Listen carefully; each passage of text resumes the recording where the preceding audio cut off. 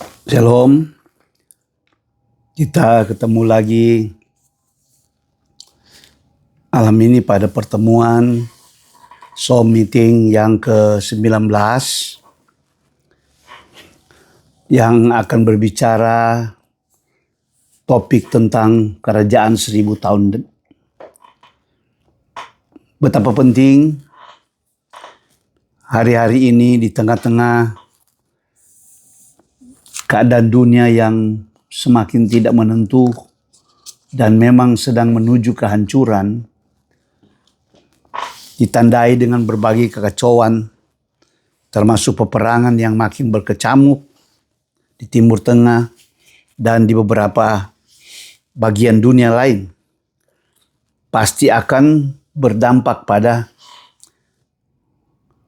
kesukaran-kesukaran yang akan bertambah dalam hidup manusia di dunia yang fana ini. Tetapi mau atau tidak, kita harus menghadapi semua itu di dunia yang sementara. Tetapi puji Tuhan, sebagai orang percaya, kita memiliki pengharapan yang luar biasa. Pengharapan yang penuh dengan kemuliaan. Itu sebabnya betapa penting kita memahami kemana hidup kita ini akan berakhir. Kemana hidup kita ini akan berlabuh. Ini akan merupakan satu kekuatan, dasar, fondasi yang kuat untuk menjalani hidup ke depan. Di tengah-tengah berbagai guncangan dunia ini. Nah, salah satu yang penting kita harus memahami tujuan dari rencana kekal Tuhan atas hidup manusia. Sebagai makhluk ciptaannya yang termulia. Yang memang Tuhan rancangkan untuk sesuatu tujuan yang mulia berdasarkan kasih Tuhan yang besar. Nah, kita bicara dengan topik yang saya anggap sangat penting. Karena bicara akhir, bicara kekekalan yang membahagiakan. Di tengah-tengah tidak ada harapannya di dunia ini. Kalau dunia menuju kehancuran, maka apa yang kita ingin bicarakan adalah sesuatu yang menuju kemuliaan. Dan itu dijamin oleh Tuhan lewat firman-Nya. Nah, di depan kita bukan hanya ada masa kesusahan besar, masa sukar yang besar, masa keguncangan. Tetapi di akhir semua itu justru ada satu periode waktu yang dinanti-nantikan, harusnya diimpikan, diharapkan oleh setiap orang percaya, ya, apapun keadaannya hari ini di dunia, yaitu bersama memerintah dengan Yesus Kristus sebagai Raja segala Raja atas langit dan bumi ini. Di dalam periode waktu kerajaan 1000 tahun damai. 1000 tahun, kerajaan 1000 tahun. Kenapa kadang-kadang ditambahkan dengan kata damai? Karena saat itu memang tidak ada dosa. Walaupun ada beberapa pendapat yang mengatakan di periode waktu itu ada dosa. Tetapi kalau kita melihat di mana yang berkerajaan dan yang memimpin sebagai raja itu adalah Yesus sendiri. Dan penduduknya semua itu adalah orang-orang benar. Maka kita sepakat bahwa suasana tentu akan berbeda dengan keadaan hari ini. Di tengah-tengah dunia yang penuh dengan kebejatan, kedurhakaan. Apalagi di saat 1000 tahun itu, iblis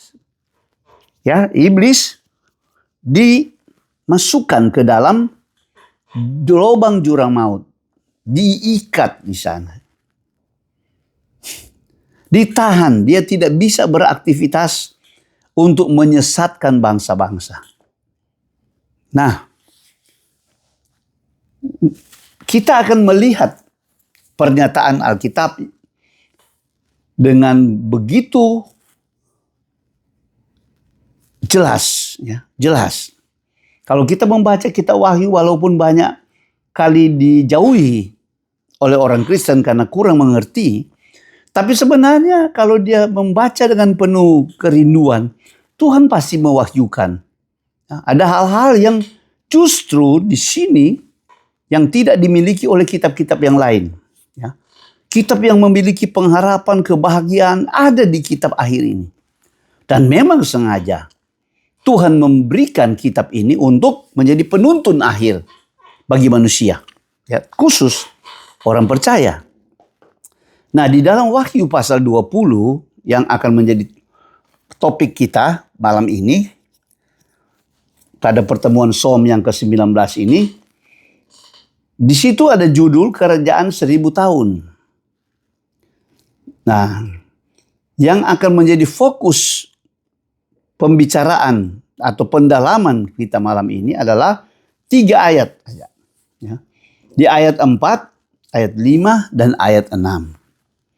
Tetapi kita bisa membaca dari ayat 1 sebagai pengantar.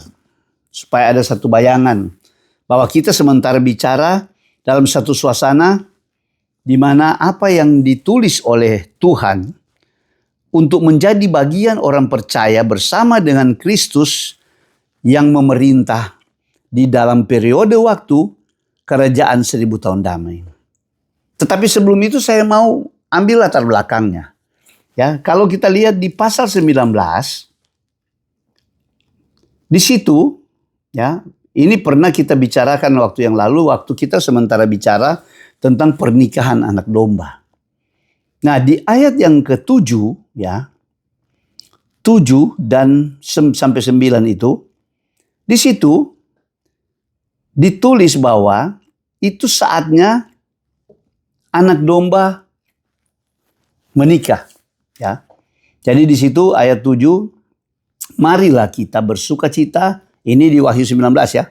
Saya sengaja mengambil kronologi sedikit sebelum memasuki, supaya dari sisi waktu, kita bisa membedakan, kita bisa membedakan kronologinya. Bersorak-sorai dan memuliakan Dia, karena hari perkawinan anak domba telah tiba. Nah, 19 ayat 7 merupakan hari pernikahan anak domba, dan pengantinnya, yaitu jemaat Tuhan yang sempurna, telah siap sedia. Dan kepadanya dikaruniakan supaya memakai kain lenan halus yang berkilau-kilauan dan yang putih bersih. Lenan halus itu adalah perbuatan-perbuatan yang benar dari orang-orang kudus. Lalu ia berkata kepadaku,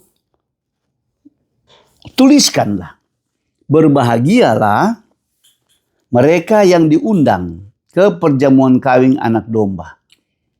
Katanya lagi kepadaku, perkataan ini adalah benar, perkataan-perkataan dari Allah.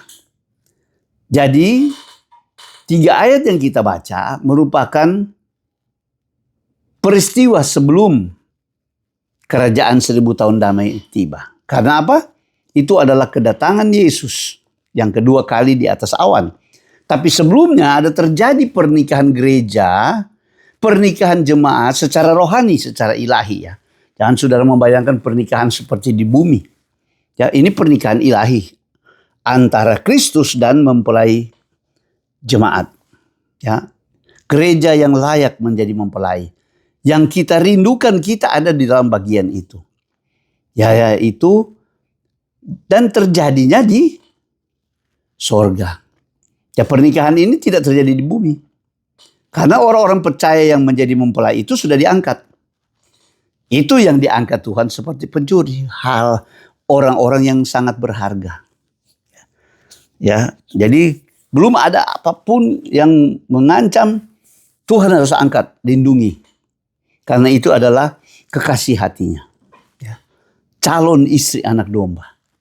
Ya, walaupun kita bicara ini jemaat ya, jemaat. Jangan membayangkan seperti pribadi-pribadi ya. Jadi ini di sini peristiwa yang mendahului kerajaan 1000 tahun damai adalah pernikahan. Setelah terjadi pernikahan, Tuhan datang sebagai panglima untuk berperang dengan para pemberontak. Ya, di bawah pimpinan setan.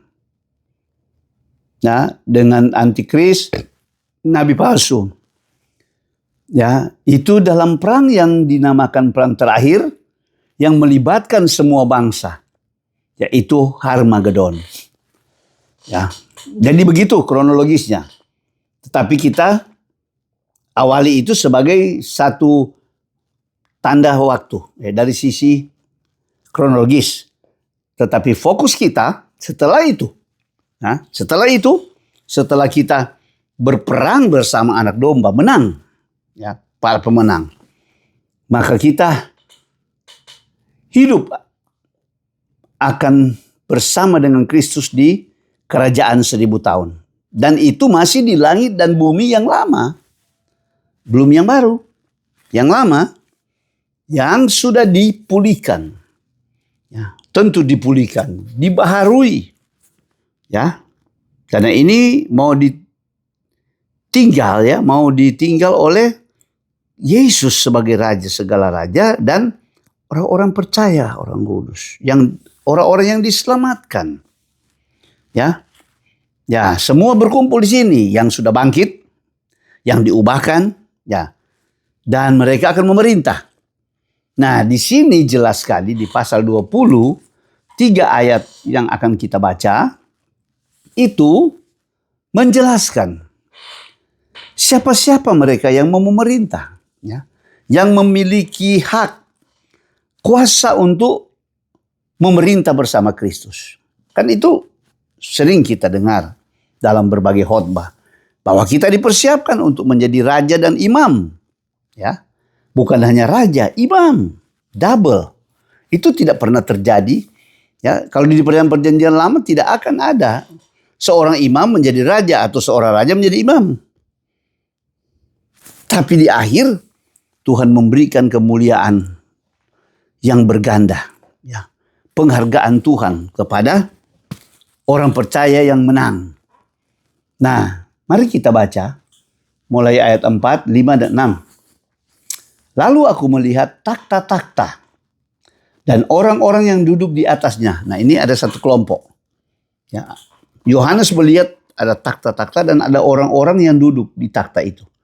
Berarti tanda dia bertakhta sebagai raja. Ya, paling tidak sebagai orang yang berkuasa. Ya. Kepada mereka diserahkan kuasa untuk menghakimi. Ya. Aku juga melihat jiwa-jiwa mereka yang telah dipenggal kepalanya. Jadi ini di sini ada kelompok kedua. Adalah orang-orang yang dipenggal kepalanya karena kesaksian tentang Yesus dan karena firman Allah. Nah, ini kelompok kedua. Baru yang tidak menyembah binatang itu dan patungnya, dan yang tidak juga menerima tandanya pada dahi tangan mereka dan tangan mereka. Dan mereka hidup kembali. Nah, ini kata kunci ya. Hidup kembali. Ya. Hidup kembali. Mereka sudah ada di dalam kerajaan 1000 tahun lama ini. Sudah hidup. Bangkit. Hidup kembali dan memerintah. Sebagai raja bersama-sama dengan Kristus untuk masa 1000 tahun. Jadi sampai sini dulu ya. Baca sampai sini. Kita akan teruskan di 2 ayat berikut. Ini isi pendalaman kita saat ini. Bagian ini. Jadi ada 3 kelompok. Saudara perhatikan bahwa takhta-takhta orang yang sudah duduk ada kelompok. Mari saya bawa kepada Wahyu pasal 3 ya. Wahyu 3 untuk mendukung apa yang kita baru baca di 20 ayat 4a. 3 ayat 21 boleh sampai 22 ya. Karena hanya 2 ayat kan. Barang siapa menang, ya, barang siapa menang, ia akan kududukan bersama-sama dengan aku di atas takhtaku, sebagaimana aku pun telah menang dan duduk bersama-sama dengan Bapakku di atas takhtanya. Siapa bertelinga hendaklah dia mendengarkan apa yang dikatakan Roh kepada jemaat-jemaat.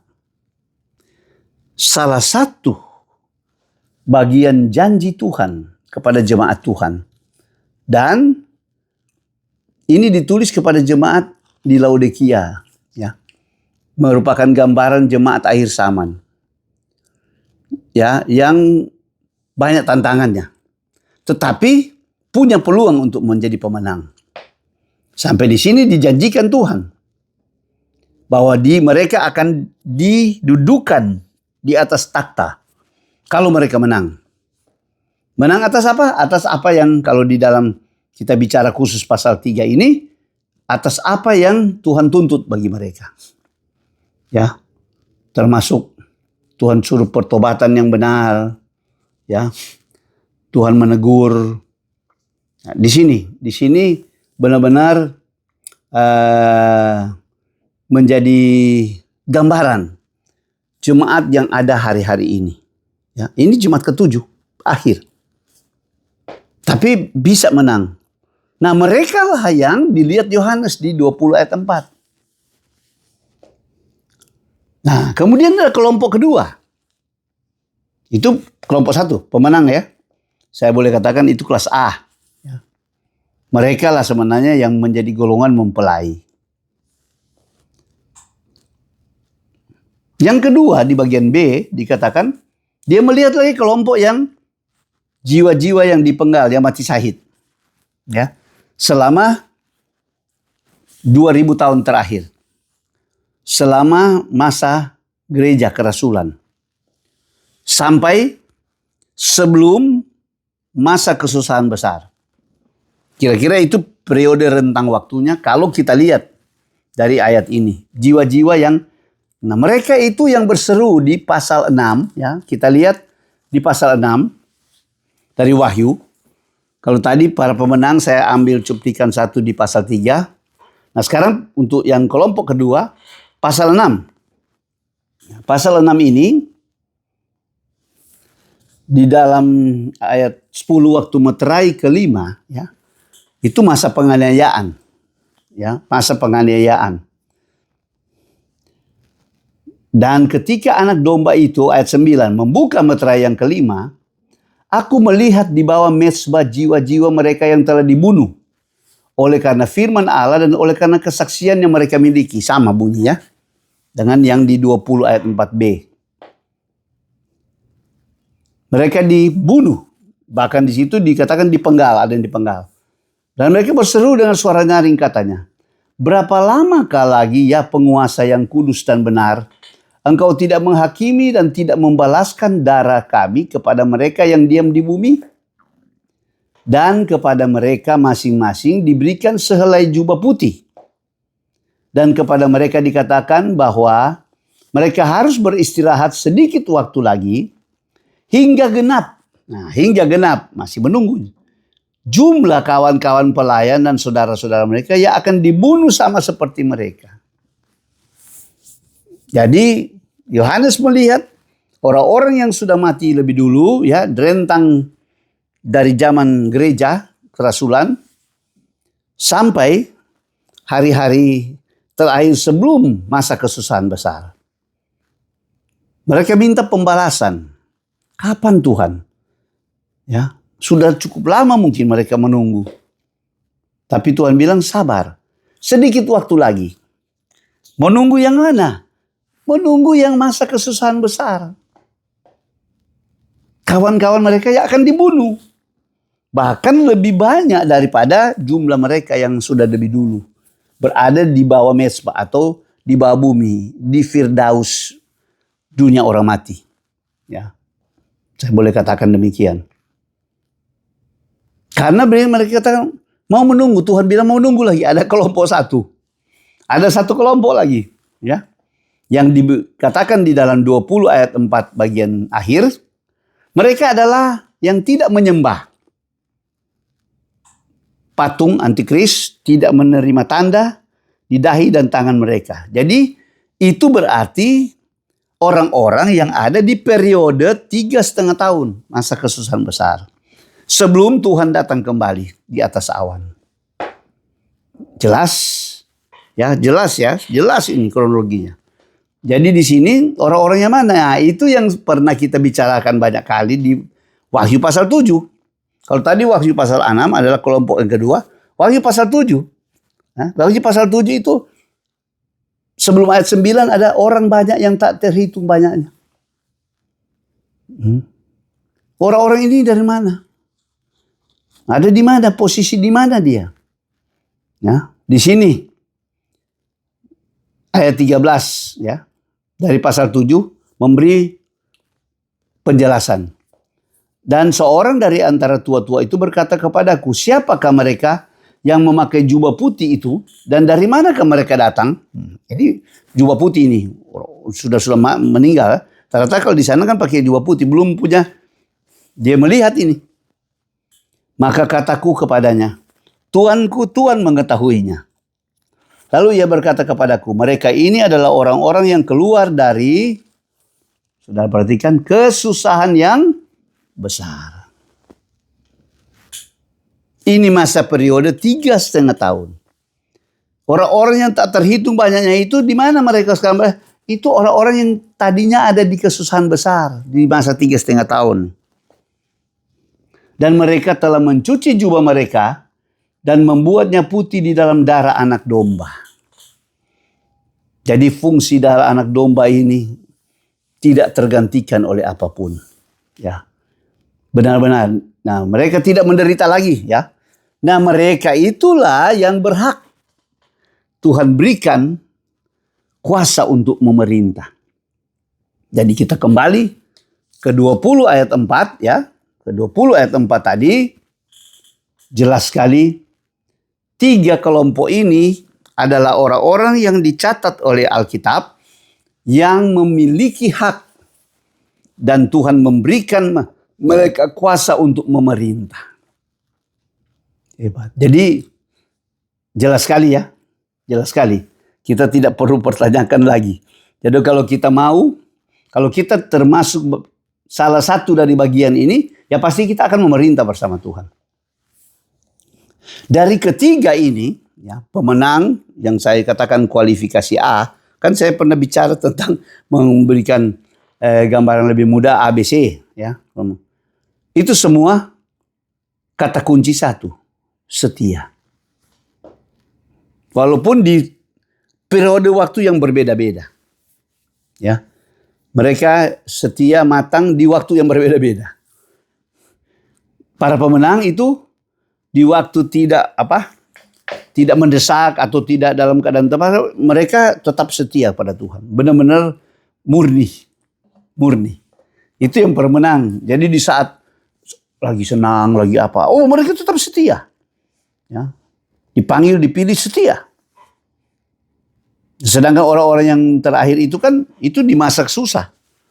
Jadi ada tekanan, ya, ada suasana yang membantu mereka untuk melakukan seperti itu bisa. Walaupun saya percaya Tuhan, Roh Kudus akan memberi kekuatan pada mereka. Kalau mereka berbalik, ya, tidak tunduk pada sistem dunia yang dikuasai oleh antikris. Nah, jelas sekali 3 kelompok ini memerintah. Pasti akan ada rakyat yang diperintah, ya, dengan prestasi-prestasi rohani yang, ya, mungkin salah satu itu penjahat di sisi Yesus. Dia kan tidak sempat berbuat apa-apa. Ya, tidak sempat berbuat apa-apa. Jadi pasti dia tidak mungkin mendapat porsi yang seperti orang-orang yang ini. yang benar-benar setia sampai akhir, ya, sampai memberikan nyawa mereka, mengorbankan nyawa mereka. Ya, berbeda, ya. Berbeda tentu. Tuhan mengukur dari sisi perbuatan juga kan, gitu. Iman dan perbuatan yang menentukan pahala. Nah, di sini kita sudah lihat ayat 4 kan, jelas bahwa 3 kelompok ini ada orang-orang yang berbahagia. Walaupun dengan latar belakang dan perjuangan yang berbeda suasananya.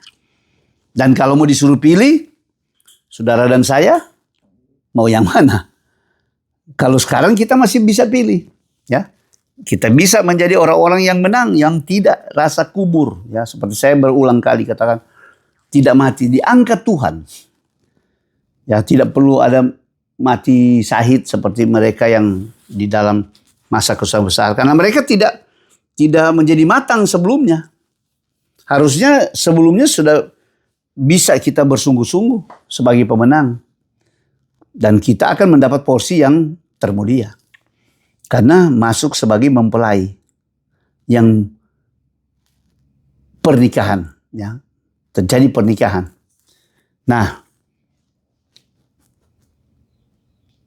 dari orang-orang ini kita lihat berkat yang mereka terima itu benar-benar yang terbaik, yang terunggul. Dan Tuhan janji ayat 5, ya, kita mulai masuk ayat 5 dan 6. Tetapi orang-orang mati yang lain tidak bangkit. Ya, orang-orang mati yang lain hanya orang-orang yang percaya, orang-orang kudus, orang-orang yang diselamatkan yang bangkit kan dan memerintah bersama Tuhan. Tetapi ada kelompok yang tidak bangkit. Berarti mereka orang-orang yang akan binasa. Ya, jadi kebangkitan pertama ini adalah kebangkitan yang terbaik. Ya, tidak bangkit sebelum berakhir masa 1000 tahun. Inilah kebangkitan pertama. Jadi kita sementara bicara orang-orang yang berhak memerintah yang bangkit pada kebangkitan pertama. Sedangkan yang lain belum bangkit. Berarti mereka itu binasa. Mereka bukan orang-orang yang diselamatkan. Kalau sudah bangkit berarti dia adalah orang-orang yang diselamatkan. Nah, jelas kan? Berarti ada berkat. Ya, ada berkat bagi orang-orang ini. Ayat 6 katakan berbahagialah. Ya. Oh, kebahagiaan yang tidak ada tara. Ya, dan tidak terkira, tidak bisa dibahasakan. Kuduslah ia yang mendapat bagian dalam kebangkitan pertama. Itu yang saya katakan kebangkitan yang unggul, kebangkitan terbaik. Kalau kita dipanggil Tuhan, ya, tidak masuk dalam golongan pengangkatan, kita tentu rindu kita adalah masuk pada bagian kelompok kebangkitan pertama. Sebagai orang-orang yang diselamatkan yang akan diberikan hak, ya, untuk memerintah bersama dengan Tuhan. Ya. Karena apa? Kematian yang kedua. Nah, kematian kedua itu adalah kematian kekal. Kematian selama-lamanya di neraka. Jadi seperti ini, kalau orang percaya, orang yang diselamatkan, dia mati sekali, hidup 2 kali. Hidup yang sekarang dan hidup sesudah dia bangkit pada kebangkitan pertama. Tapi orang-orang yang tidak diselamatkan, sebaliknya. Dia hanya hidup sekali. Hidup sekarang, dia mati dan 2 kali mati. Mati fisik, kemudian dia juga mati dalam kekekalan di neraka. Mati untuk selama-lamanya. Terpisah dari hadirat Allah. Itu perbedaan yang paling besar. Tuhan akan mengadakan perhitungan akhir. Ya, sama dengan seperti Daniel dikatakan tidur saya, nanti pada akhir zaman akan ada perhitungan. Ya.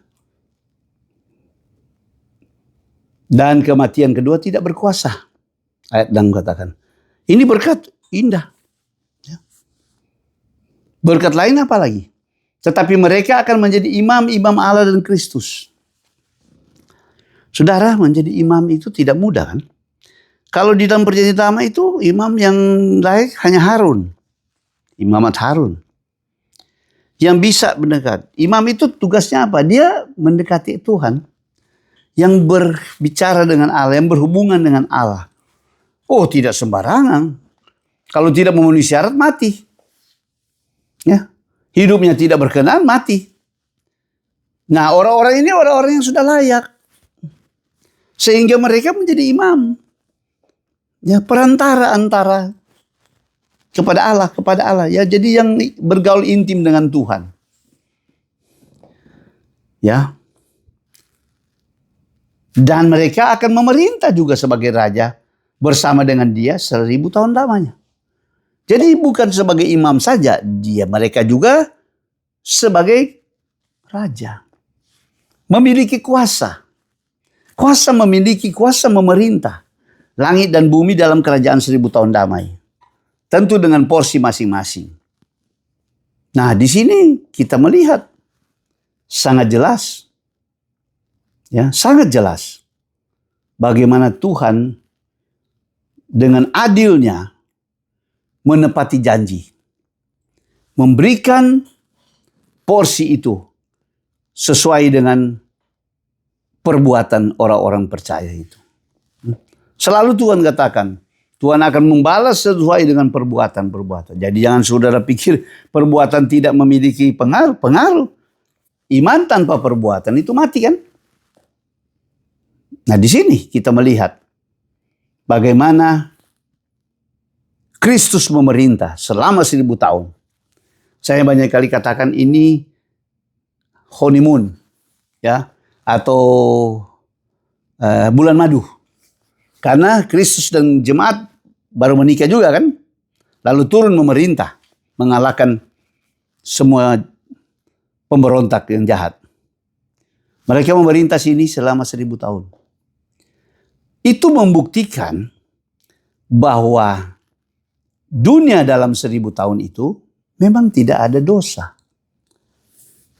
Sebab waktu manusia jatuh dalam dosa, melanggar perintah Allah dengan memakan buah terlarang, Tuhan katakan kalau kamu makan, kamu mati. Hari itu juga kamu mati. Yang mati pertama adalah mati rohaninya, rohnya mati. Mati jasmani, apakah hari itu mati? Belum. Tetapi paling tinggi, manusia hidup Metusala 969 umurnya. Tidak sampai 1000. Sedangkan satu hari Tuhan 1000 tahun manusia. Jadi Adam dan Hawa, nenek moyang kita, belum pernah hidup 1000 tahun. Akibat apa? Dosa. Tetapi setelah Yesus menyelesaikannya, menebus, memulihkan hubungan, manusia memiliki potensi atau peluang untuk menjadi kudus, tidak berdosa. Dan dibuktikan di 1000 tahun ini. Setelah mereka ditebus, mereka diselamatkan. Mereka hidup tanpa dosa. Apalagi yang menyesatkan bangsa-bangsa itu dikurung. Yang kita melihat tadi, ayat 1, kalau saya baca dari ayat 1, tadi kan belum sempat baca. Lalu aku melihat seorang malaikat turun dari sorga, memegang anak kunci jurang maut, dan suatu rantai besar di tangannya. Ia menangkap naga, si ular tua itu, yaitu iblis dan setan, dan ia mengikatnya 1000 tahun lamanya. Jadi waktu kerajaan 1000 tahun itu, Kristus dan orang-orang memerintah, setan iblis itu ditangkap, dikunci di dalam jurang maut. Lalu melemparkannya ke dalam jurang maut, ayat 3. Dan menutup jurang maut itu, dan memeteraikannya di atasnya, supaya ia jangan lagi menyesatkan bangsa-bangsa, sebelum masa berakhir 1000 tahun itu. Kemudian daripada itu ia akan dilepaskan untuk sedikit waktu lamanya. Jadi jelas, ya, jelas di sini bahwa tidak ada dosa karena apa? Iblis sudah dirantai, dikurung. Dialah terbukti yang menyebabkan manusia itu berdosa. Jadi terbukti kan? Itu terbukti dalam hukum, alat bukti jelas kuat.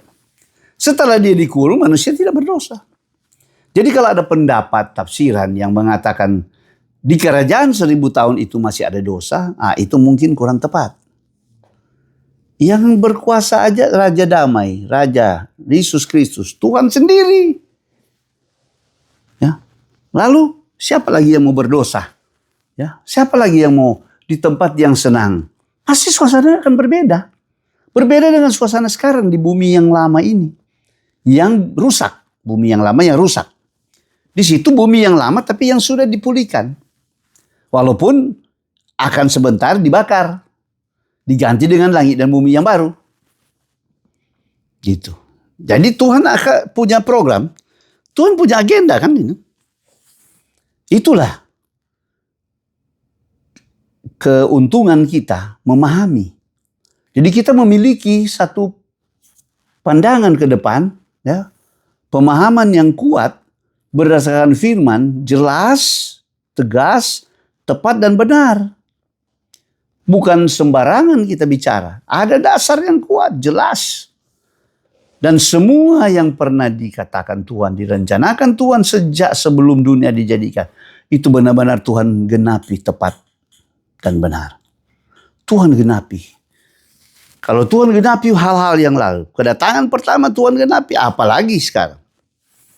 Kedatangan kedua, dia memiliki, merindukan kekasih hatinya. Merindukan mempelainya. Itu merupakan target operasi dari sorga. Saya boleh katakan demikian.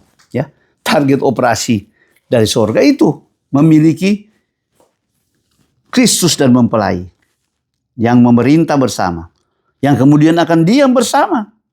Di langit dan bumi baru. Tapi ini dulu yang lewat. Jadi jelas, kalau seseorang sekarang mati, dia transit dulu di Firdaus Allah. Kalau dia orang percaya. Ya. Kemudian dia menunggu kebangkitan. Kalau dia berhak untuk memerintah sesuai dengan perbuatannya, dia memerintah bersama Tuhan di kerajaan 1000 tahun damai. Kerajaan 1000 tahun masih di langit dan bumi yang lama. Dengan ibu kota Yerusalem. Yerusalem yang ada di Palestina. Tetapi yang sudah dibawa pasti beda suasana. Yang benar-benar ke Yerusalem kota damai. Bukan seperti sekarang. Yerusalem berdarah-darah. Ya kan? Yerusalem berdarah-darah. Itu bukan kota damai. Kota perang. Ya. Sejarah kota, belum ada kota seperti Yerusalem yang dihancurkan berkali-kali. Dikepung, diperangi. Sampai pada waktu dekat kedatangan Tuhan. Akhir zaman. Begitu. Hebat kan? Tapi setelah Tuhan datang. Tuhan berkerajaan. Damai sejahtera. Benar-benar Yerusalem sesuai dengan namanya. Kota damai sejahtera. Kalau sekarang tidak sesuai dengan namanya. Ya, itu rudal, roket, drone itu menghancurkan. Nah, jadi di sini kita lihat bagaimana tadi kita sampai pada bagian ayat 6. Karena tadi saya baca ada pada ayat 3. Ada ayat yang agak-agak menarik di situ. Dia bilang kemudian daripada itu ia akan dilepaskan. Ya, maksudnya setan yang tadi ditahan sedikit waktu lamanya. Ya mungkin pertanyaan kita, kenapa Tuhan lepas lagi dia? Udah beres. Tapi cuma lepas sesaat. Bukan berarti membiarkan dia beraksi lagi seperti pertama. Tidak. Nah, itu yang ditulis di ayat 7, iblis dihukum. Tapi di sini banyak menimbulkan pertanyaan. Sebab apa? Nah, kalau saya baca ayat 7 dan seterusnya, saudara akan lihat pertanyaan itu muncul. Dan setelah masa 1000 tahun itu berakhir, iblis akan dilepaskan dari penjaranya. Dan ia akan pergi menyesatkan bangsa-bangsa pada keempat penjuru bumi, yaitu Gog dan Magog, dan mengumpulkan mereka untuk berperang, dan jumlah mereka sama dengan banyaknya pasir di laut. Nah, timbul pertanyaan. Waktu iblis dilepaskan, dia menyesatkan bangsa-bangsa yang mana? Ya. Dan sampai mereka dia dapat kumpulkan, dia dapat mengkonsolidasi, mobilisasi jumlah yang begitu banyak seperti pasir di laut. Dari mana mereka? Nah, ayat 9 sebenarnya boleh memberikan celah. Kisi-kisi dikatakan ini. Maka naiklah mereka ke seluruh dataran bumi. Berarti bangsa-bangsa yang dimaksud, orang-orang ini yang jumlahnya seperti pasir di laut, tadinya ada di bawah bumi. Ya, sekarang mereka naik ke dataran bumi. Ini sebenarnya yang Tuhan kasih untuk kebangkitan mereka, orang-orang jahat. Ini saatnya Tuhan mau menghakimi. Ya, mau menghakimi untuk dibinasakan. Ya. Bukan menghakimi untuk mendapat pahala, tapi untuk dibinasakan. Ya. Jadi waktu mereka naik, mengepung perkemahan orang-orang yang di Yerusalem, di kota yang dikasihi, mereka pun langsung mereka cari ibu kota. Ya. Cari ibu kota. Tapi dari langit turunlah api, menghanguskan mereka. Jadi mati 2 kali. Nah, tadi dia mati, dia bangkit. Ya. Tuhan kasih sesaat. Iblis beraksi. Iblis pikir ini kesempatan terakhir. Ya, dan ayat 10 katakan, dan iblis yang menyesatkan mereka dilemparkan ke dalam lautan api dan belerang. Yaitu tempat binatang dan nabi palsu. Ya, binatang antikris dan nabi palsu sudah lebih dulu dibuang. Mereka disiksa siang dan malam sampai selama-lamanya.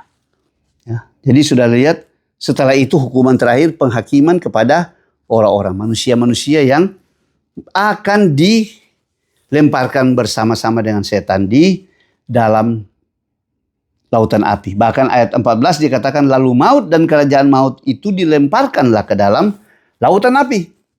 Itulah kematian yang kedua, lautan api. Dan setiap orang yang tidak tertulis namanya, mereka itu yang naik tadi seperti pasir, ya itu tidak tertulis namanya dalam kitab kehidupan, pasti. Nah, itu mereka. Jadi jelas. Tidak perlu menafsirkan macam-macam. Itu jelas. Kan? Jadi kalau orang yang katakan, oh ada dosa lagi, buktinya ada orang-orang yang memberontak. Tidak. Manusia macam apa kalau dia sudah hidup sejahtera, lalu dia memberontak lagi? Itu tidak waras. Ya. Tidak. Pasti mereka sangat senang. Apalagi mereka akan pindah ke langit bumi yang baru. Ya. Itu yang permanen. Itu yang rumah Bapa. Itu baru rumah Bapa benar. Ya. Belum sekarang rumah Bapa. Itu setelah 1000 tahun damai dulu, baru rumah Bapa muncul. Jadi jelas, saudara-saudara, teman-temanku, saya harap bagian ini cukup jelas ya. Dan kalau ada yang masih belum jelas mau tanya juga bisa, bukan tidak. Ya. Dan satu perbedaan yang sangat hebat. Kesusahan, kesulitan, apapun yang kita nikmati atau rasakan penderitaan hari ini tidak sebanding. Itu yang dikatakan Roma.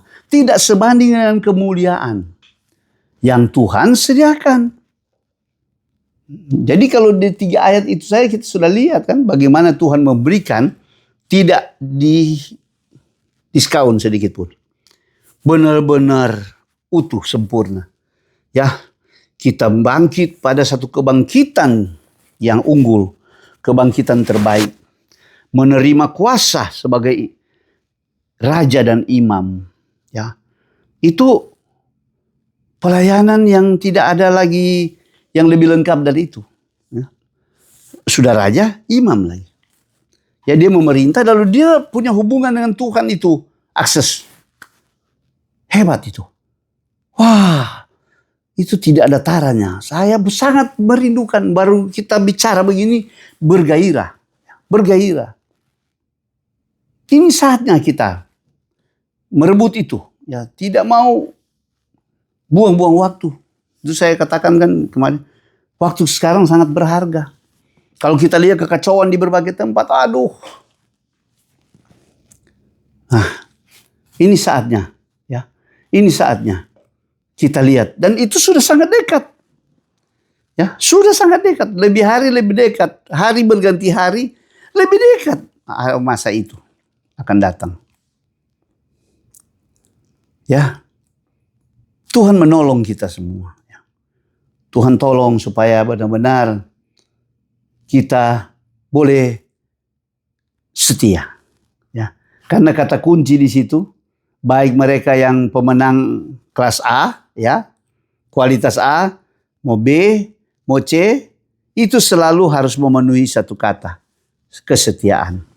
Terbukti dari mereka yang dipenggal karena kesaksian, dari mereka yang tidak mau menyembah patung dan siap untuk dibunuh, ya, mati syahid sesaat, tapi mereka boleh menerima kemuliaan kekal selama-lamanya, hidup bersama dengan Tuhan, memerintah di 1000 tahun damai.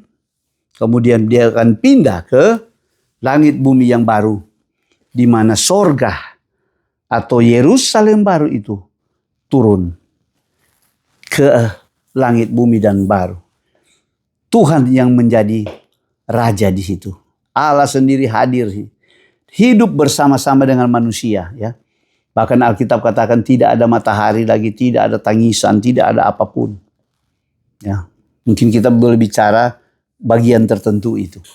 Tapi ini dari kita memahami, mendalami kelompok atau orang-orang yang berhak memerintah bersama Tuhan. Karena kita sering mendengar kita akan memerintah bersama Tuhan. Kitanya siapa? Siapa-siapa? Apakah semua? Kan ada yang memerintah, ada yang diperintah. Nggak mungkin semua memerintah. Iya kan? Berarti yang diperintah, ya tentu sesuai dengan pengiringan mereka kepada Tuhan. Ya. Tuhan tidak pernah lalai dan salah, ya, memberikan upah, pasti sesuai. Keadilan pasti ada. Tidak mungkin upah Tuhan, ya, janji-janji Tuhan itu tidak berdasarkan keadilan, tapi pasti berdasarkan keadilan. Ya, jadi malam ini kita sampaikan di sini materi tentang orang-orang yang memerintah bersama Tuhan, dan kita sendiri merindukan kita ada di dalam bagian kelompok-kelompok itu. Tentu paling indah kalau kita berada pada kelompok yang pertama, sebagai mempelai yang sudah ada di takhta.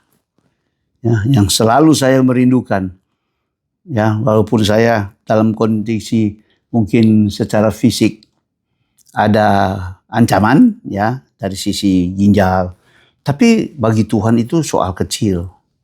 Ya, kalau Tuhan memang mau memberikan saya kesempatan dan tidak mati, tapi diangkat saat Tuhan datang seperti pencuri, yang kita nantikan. Yang kita nantikan paling pertama justru itu. Karena Tuhan belum datang seperti di atas awan. Belum. Nanti akhir 3,5 tahun. Tapi sebelum itu Tuhan akan datang seperti pencuri, mengangkat miliknya yang berharga.